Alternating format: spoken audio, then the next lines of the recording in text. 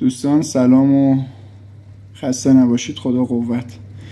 یه دستگاه نیو استاره یه سری مشکلات داشت که ما اینو برطرف کردیم. بعد اینکه این مشکلات رو برطرف کردیم اومدیم دیدیم که شیر گاز ما ماژوله نمیکنه. ما اومدیم پیچ پی اوت رو باز کردیم، گیجمون رو بهش وصل کردیم و اتفاقی که می افتاد توی این دستگاه این بود که موقعی که ما آب رو باز می کردیم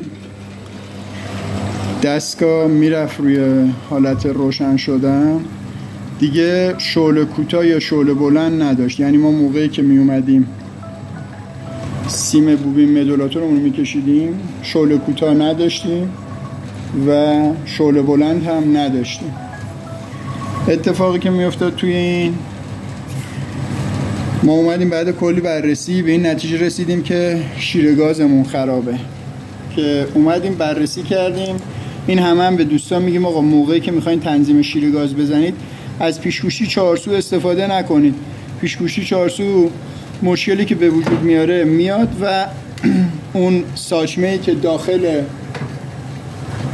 این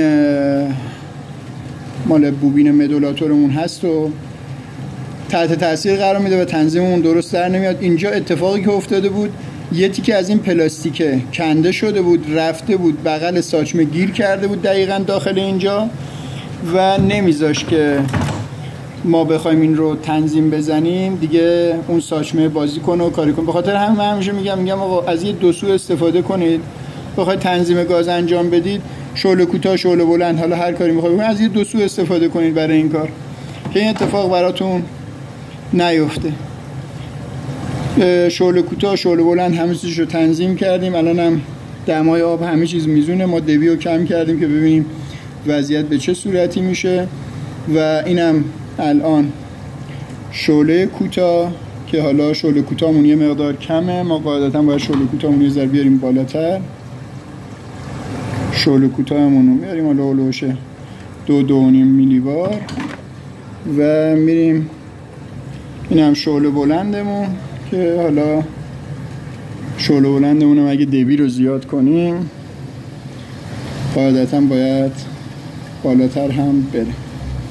پیروز و پایدار باشید. یا علی مدد.